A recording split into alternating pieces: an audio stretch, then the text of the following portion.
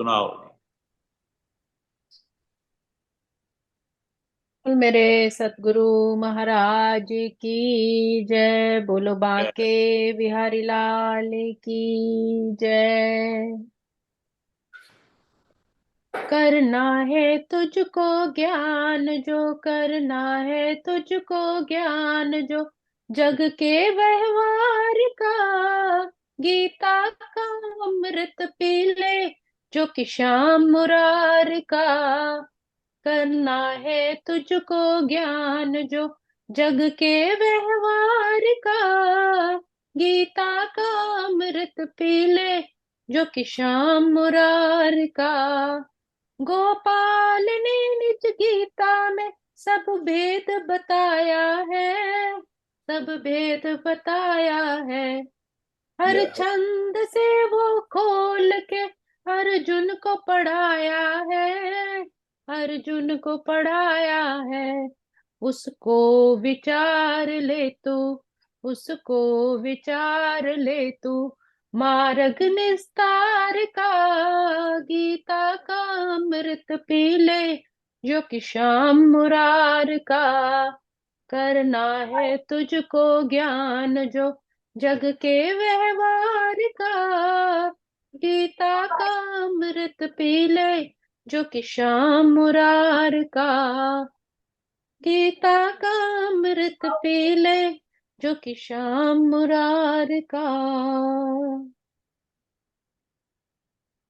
बांके वसुदेव बिहारी सुतं लाल की देवं कंस जय। चाणूरमर्दनम् देवकी परमानन्दं कृष्णं वन्दे जगद्गुरुम्।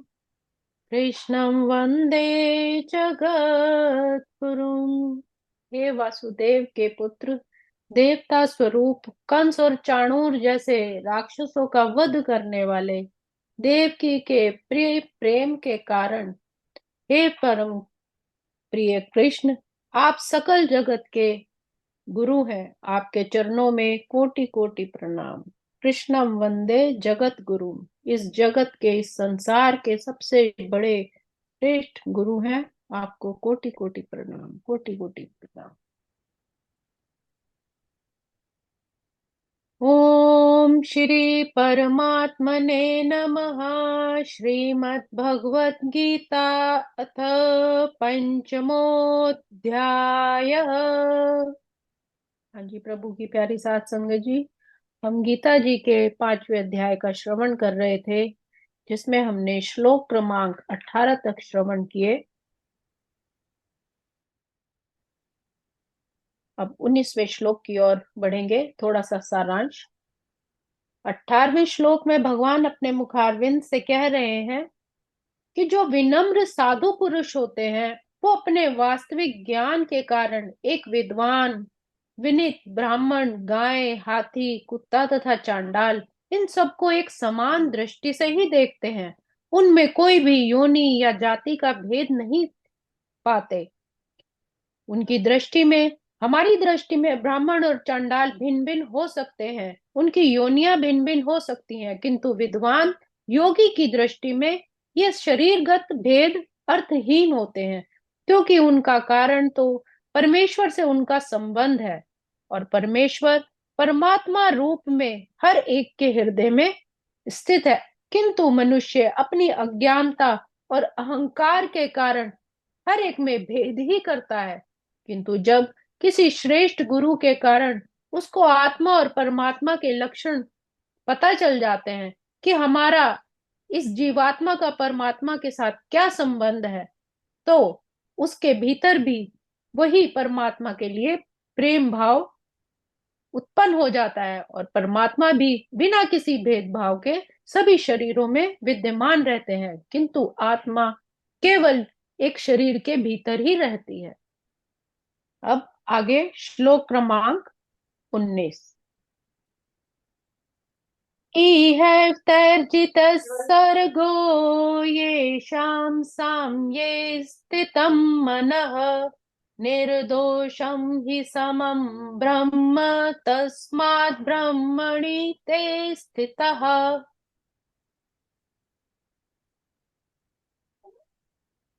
ये श्लोक हमने कल भी श्रवण किया था, थोड़ा सा सारांश इसका भी लेंगे। इसमें भगवान ने बताया था कि जिनके मन में एकत्व तथा समता में स्थित हो जाता है, उन्होंने जन्म और मृत्यु के बंधनों को पहले ही जीत लिया है। वे ब्रह्म के समान निर्दोष हैं और सदा ब्रह्म में ही स्थित रहते हैं। अर्थात हमारे मन और चित्त में एकत्व और समता की भावना होनी चाहिए, तभी मनुष्य भव बंधनों से मुक्त हो सकता है। और जब जिस तरह भगवान निर्दोष है और वो आसक्ति और घृणा से रहित है, उसी प्रकार जब जीव भी आसक्ति और घृणा से रहित हो जाता है, तब वह भी निर्दोष बन जाता है, अर्थात किसी भी स्थिति में विचलित नहीं होता, तब वह भी वैकुंठ का अधिकारी बन जाता है। श्लोक क्रमांक 20। न परुष न परुष्येत् प्रियं प्राप्य, नो द्विजते प्राप्य च प्रियम्, स्थिरबुद्धिर्सम्मूढो ब्रह्मविद् ब्रह्मणि स्थितः। न परुष्येत् प्रियं प्राप्य, नो द्विजते प्राप्य चा प्रिय। भगवान बहुत ही सुंदर बात कर रहे हैं कि ऐसा मनुष्य जो ना तो प्रिय वस्तु को पाकर हर्षित होता है और ना ही अप्रिय को पाकर विचलित होता है, जो स्थिर बुद्धि है, जो मोह रहित है और भगवत विद्या को जानने वाला है, अर्थात परमात्मा से प्यार करने वाला है, वह पहले ही ब्रह्म में स्थित रहता है। ऐसा मनुष्य जो किसी भी वस्तु को पाकर बहुत ज्यादा उत्साहित नहीं होता, बहुत ज्यादा खुश नहीं होता, और कुछ भी उसके साथ जब कुछ बुरा हो जाए, अप्रिय हो जाए, तो विचलित नहीं होता। ऐसा स्थिर बुद्धि वाला, अपने मार्ग से डगमग ना होने वाला, जो मोह रहित है, किसी भी मोह में नहीं पड़ता, ना दुखी होता है ना हर्षित होता है, केवल अपने परमात्मा का ही सिमरन करता है, वह पहले से ही ब्रह्म में स्थित रहता है। कहने का भाव है कि यहाँ पर आत्म स्वरूप व्यक्ति के लक्षण भगवान ने बताए कि आत्म स्वरूप जो अपने में स्थित हो गया है, वो कैसा होता है। पहला लक्षण तो उसका यही है कि उसमें शरीर और आत्म तत्व के तादात्म्य का भ्रम नहीं रहता, अर्थात उसका शरीर और उसके अंदर आत्म तत्व, उसका कोई उसे भ्रम ही नहीं रहता। वो समझ जाता है कि मैं एक शरीर, यह सिर्फ एक शरीर नहीं हूं, अपितु भगवान का अंश भी हूं। जो मेरा ये शरीर है, बाह्य शरीर है, ये केवल एक मृत है, मिट्टी के समान है, लेकिन मैं भगवान का अंश हूं। अतः कुछ प्राप्त होने पर उसे ना तो प्रसन्नता होती है और ना ही कुछ शरीर की कुछ हानि होने पर उसे शोक होता है। मन की यह स्थिति स्थिर बुद्धि या आत्म बुद्धि कहलाती है। अतः वह न तो स्थूल शरीर को आत्मा मानने की भूल करके मोहग्रस्त होता है कि यह मेरा शरीर, मैं इतना सुंदर हूं, मैं इतना विद्वान हूं, इसमें मोह में नहीं पड़ता, और न ही शरीर को स्थायी मानकर आत्मा के अस्तित्व को ठुकराता है। उसे पता है कि ये शरीर एक दिन नाशवान है, किंतु आत्मा ही सदैव अमर है। इस कारण, इस ज्ञान के कारण ही वह परम सत्य अर्थात ब्रह्म परमात्मा तथा भगवान के ज्ञान को ही भली भांति जान पाता है। जिसे ये आत्म ज्ञान हो गया कि ब्रह्म क्या है, परमात्मा क्या है, भगवान क्या है, जब ये ज्ञान जाता है, तभी उसको परम सत्य की प्राप्ति होती है। इस प्रकार वह अपने स्वरूप को जान जाता है। उसे इसलिए उसी आत्मज्ञान के कारण ही वो अपने स्वरूप को जान पाता है और पार ब्रह्म से हर बात में तदाकार होने का कभी यत्न नहीं करता। कभी भी जो चीज मिल गई या चीज नहीं मिली, उसके लिए भगवान से, उस पार ब्रह्म परमेश्वर से कभी झगड़ा नहीं करता, कभी यत्न नहीं करता कि आपने मुझे ये चीज क्यों दी, क्यों नहीं दी, क्योंकि पता है कि उसे उसके कर्मों के हिसाब से ही सब चीज मिलनी है। और उसका ये जो भौतिक चीजें मिलेंगी तो ये संसार में मिलेंगी, संसार में ही रह जाएंगी, इस चीज का उसे ज्ञान होता है। इसे ब्रह्म साक्षात्कार या आत्म साक्षात्कार कहते हैं। ऐसी स्थिर बुद्धि कृष्ण भावनामृत कहलाती है, अर्थात जो परमात्मा के चरणों से लगा हुआ है, उसकी भक्ति में लगा हुआ है, तभी ऐसे मनुष्य को भगवान ने स्थिर बुद्धि वाला मनुष्य कहा है। कहने का भाव है कि जिसका मन स्थिर हो गया है, जिन्होंने उन्हें किसी प्रकार के द्वंद्व प्रभावित नहीं करते, जिसका मन बुद्धि शांत है, चित्त शांत है, उसमें उनके मन में कभी भी द्वंद्व नहीं आते, कभी भी मतलब किसी भी बात को लेके कि ये सही है, ये गलत है, ये होगा या नहीं होगा, मैं कर पाऊंगा या नहीं कर पाऊंगा, मेरे साथ अच्छा होगा या बुरा, ऐसी किसी भी द्वंद्व वाली बात से वो घबराते ही नहीं है। जो प्रिय को प्राप्त होकर हर्षित ना हो और अप्रिय को प्राप्त करके उद्विग्न या शोकाकुल ना हो, वह स्थिर बुद्धि वाला मनुष्य ज्ञानी पर ब्रह्म परमात्मा में एक भाव से नित्य स्थित रहता है। ऐसा स्थिर बुद्धि वाला मनुष्य उस पार ब्रह्म परमेश्वर में भी फिर नित्य स्थित रहता है। वह संशय से मुक्त होकर इस सच्चिदानंद भगवान में स्थित रहता है। उसके मन में कोई संशय नहीं होता, कोई भगवान को लेकर शक नहीं होता कि भगवान तुमने मेरे साथ ऐसा क्यों कर दिया, हे प्रभु आपने मेरे साथ ऐसा क्यों कर दिया। क्योंकि ये तो मनुष्य का स्वभाव है कि जब कोई अच्छी वस्तु प्राप्त हो जाए तो भगवान का शुक्रिया नहीं करना, और जब कुछ बुरा हो जाए तो उसके हर एक काम के लिए भगवान को ही दोष देना, उस प्रभु को दोष देना। लेकिन जो स्थिर बुद्धि वाला मनुष्य होता है वो किसी संशय में नहीं पड़ता, वो हर संशय से, हर शंका से मुक्त रहता है। और जीवन में सुख दुख हमें प्रभावित अवश्य करते हैं, परंतु हमें उनमें से स्वयं ही उबरना होता है, और उबरेंगे हम तभी जब हमें उस परमात्मा का सिमरन भक्ति हमारे साथ होगी। अगर बुद्धि स्थिर है तो निर्णय लेने में भी कोई भी कठिनाई नहीं होती और निर्णय भी सही होते हैं। लेकिन अगर हमारी बुद्धि ही विचलित रहेगी, हम संशय में पड़े रहेंगे, डाउट में ही पड़े रहेंगे, तो हमारे निर्णय भी गलत हो जाते हैं। इसीलिए भगवान कहते हैं कि मनुष्य को स्थिर बुद्धि वाला होना चाहिए, ताकि स्थिर बुद्धि वाला ज्ञानी पर ब्रह्म ही परमात्मा में नित्य स्थित होता है, वो भी स्वयं परमात्मा स्वरूप हो जाता है। अगला श्लोक। बाह्य स्पर्शेष्वसक्तात्मा विन्दत्यात्मनि यत् सुखम् स ब्रह्म योग युक्तात्मा सुखमक्ष मनुष्मश्नुते।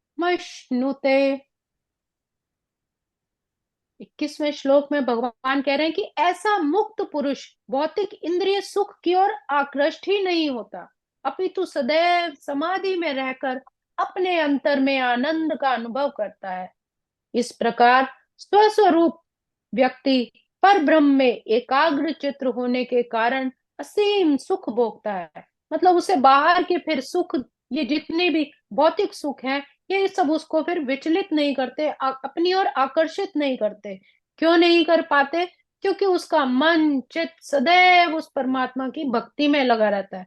वो अंतर मन में उस समाधि में ही लीन रहता है और उसी अंतर मन के आनंद में ही सुख पाता है। उसे बाहर की फिर चीजें उतनी आकर्षित ही नहीं करती।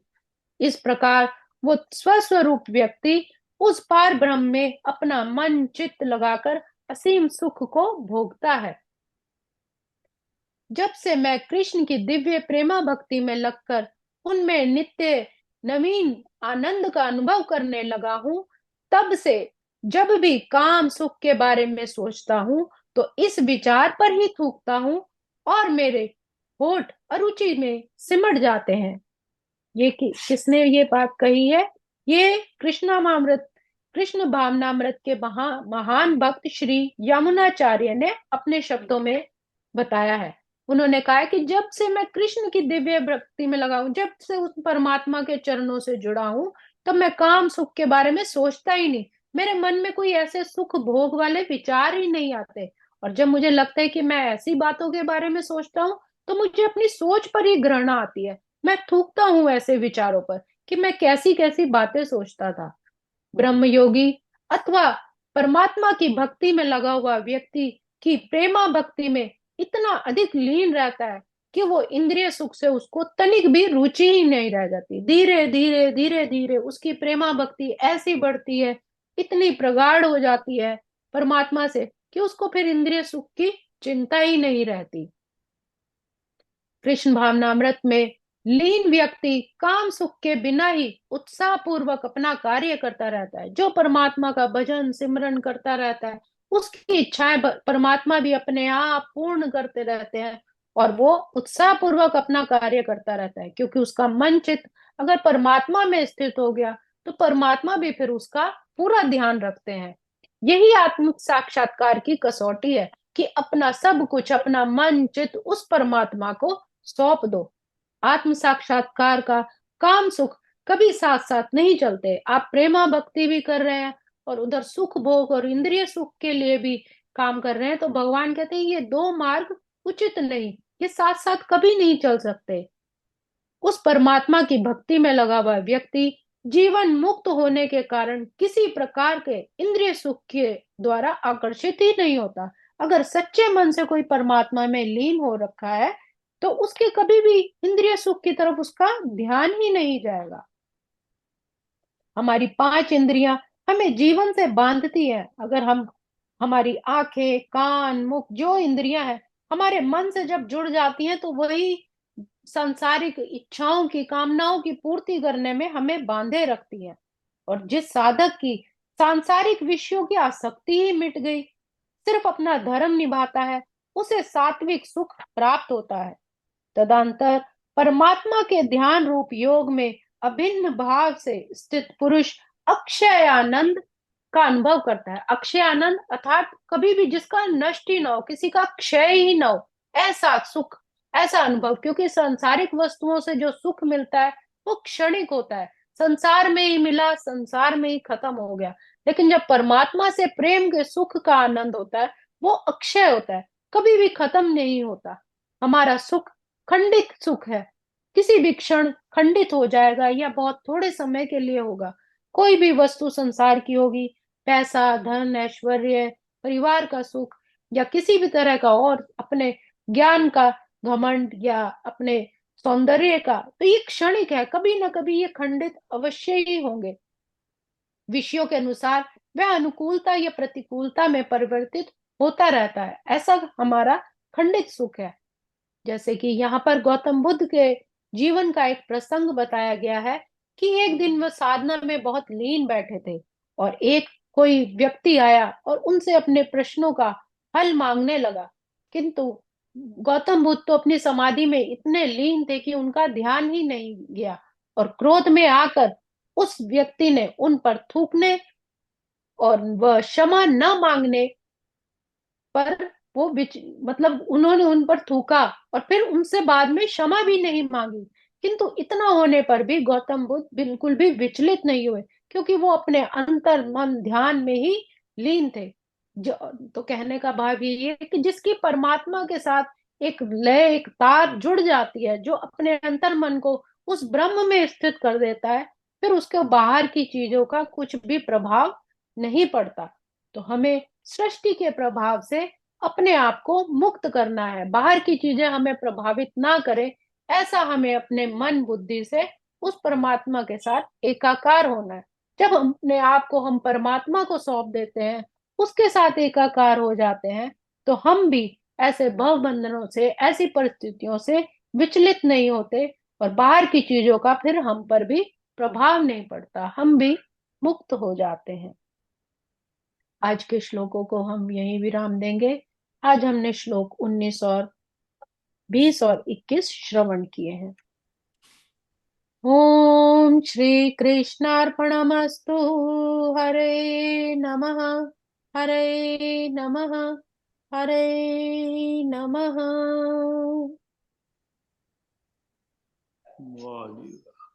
भगवान के विचार की जय। सुंदर, बड़ा सोए हुए जो नींद में उनको जगा रही, उनको जगा रही, मर चुके विषयों में उनको फिर है जिला रही, फिर है जिला रही।